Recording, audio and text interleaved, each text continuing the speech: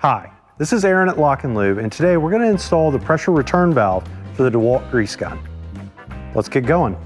So the tools needed, we have an Allen key, 13-14 millimeter wrenches, 3/4 wrench, flathead screwdriver, a rubber mallet, ball peen hammer.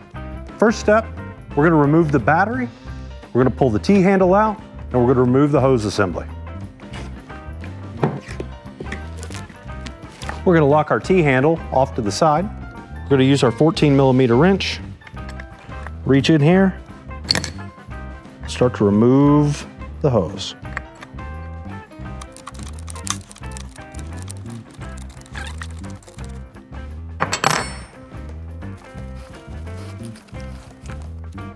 Now that we've removed our hose, we'll set this off to the side.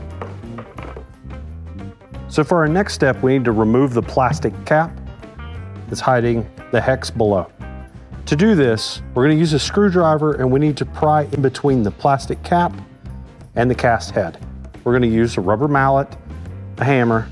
We're going to drive the screwdriver down in between in order to get separation between the cast head and the plastic housing. Then we're going to use the screwdriver to push the plastic cap off, exposing the hex below. If this is your first time removing this plastic cap, this part will be a bit of a challenge. It is tough, it is on there well. So take your time with it and it will come off.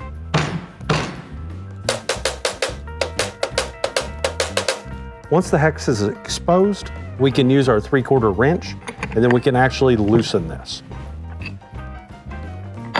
Once this is loose, this will spin right off.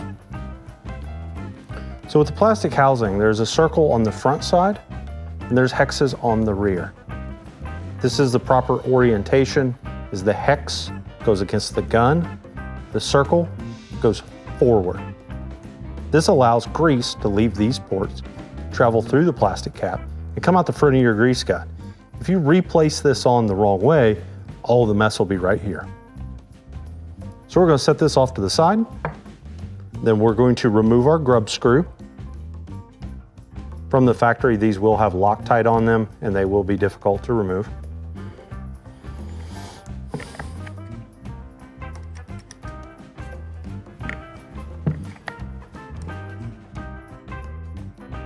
Okay, let's install our return port where we remove the grub screw.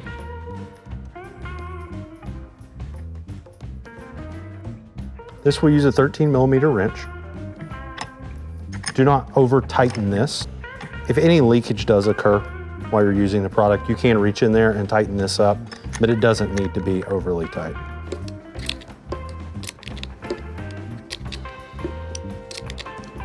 Snug that up. Next, we're going to install our washers on our banjo bolt. Place one washer on. We're going to grab our pressure return valve body. We're going to insert the banjo bolt into the larger hole. Once this is installed, we're going to put another washer on the back. The pressure return port is going to go into this hole.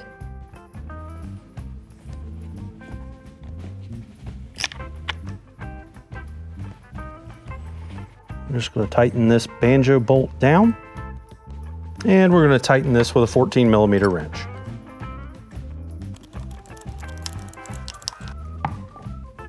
Next, we're going to reinstall the factory pressure relief valve. Tighten this up.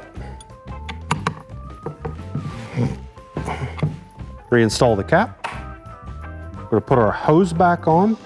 I'm reusing my brass washer from my swivel. I'm going to place this on and they're ready to go.